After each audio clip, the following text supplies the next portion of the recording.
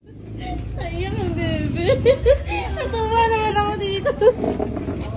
Ayan.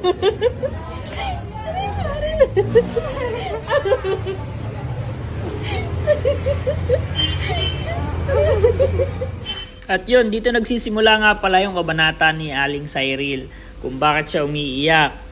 At dito nga pala umorder tayo ng Vivo 11 pero prank lang natin yan sa kanya. Ipo-front lang natin yan. Pero umorder tayo ng iPhone 11 kasi alam ko naman na deserve niya yan. Kasi at pag-graduate ko na rin yan sa kanya. And also, matataas yung grades niya. Pero kahit naman di mataas yung grades niya, bibigyan pa rin natin siya kasi deserve niya. At dito, ipapakita natin kung paano natin ginawa yung prank kay Aling Cyril. Alam ko magagamit mo yan, lalo na sa pag-aaral mo. Message mo kami kung sino yung mga mahal natin sa buhay. At sana maging mabait, huwag nang bantuin. At salamat nga pala sa lahat na tumulong kung bakit ko paano nagawa itong mga video to. Ayan, sina ate, nalimutan ko na kasi yung mga pangalan nila. At nakiusap na lang ako na kung pwedeng i-video natin at gawa natin ng videos. At ito, nandito nga pala yung ating prank. iPhone 11.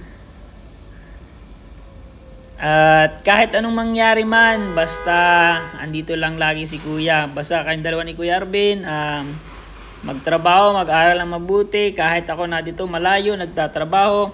Yan, dito, trabaho lang o sige lang, tuloy. Basta makikita ko sa kayo masaya. Basta ingat palagi and thank you. Congrats! Yay! Kasi na yung walang mukha.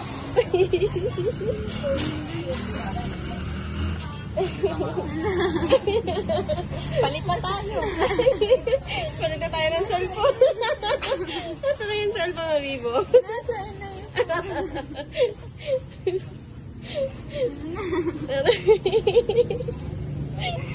Totoo ba na? Totoo na yan. Hindi na yung prank. Totoo na talaga yan.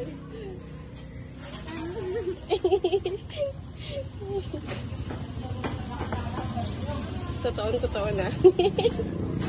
Si kuya mo may utos.